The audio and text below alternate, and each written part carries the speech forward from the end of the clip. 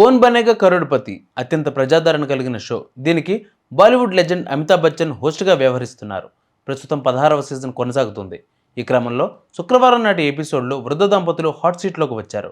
80,000 ప్రశ్న వరకు విజయవంతంగా సమాధానాలు చెప్పారు. అయితే అమితాబ్ అడిగిన ఆ తర్వాత ప్రశ్న వారిని కొంత అయోమయానికి గురిచేసింది.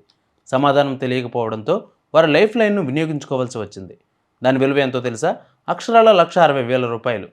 ఇంతకీ ఆ ప్రశ్న ఏంటంటే, 2024 జూన్లో ఆంధ్రప్రదేశ్ ఉప ముఖ్యమంత్రిగా బాధ్యతలు చేపట్టిన సినీ నటుడు ఎవరు?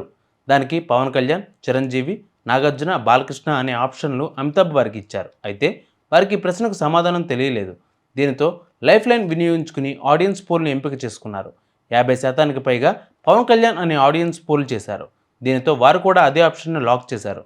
దీనితో 1,60,000 ప్రశ్న వారు సక్సెస్ఫుల్గా దాటేశారు. అనంతరం ఆ కంటెస్టెంట్లకు జనసేన గురించి చెబుతూ పవన్ కళ్యాణ్ అద్భుతమైన నటుడు,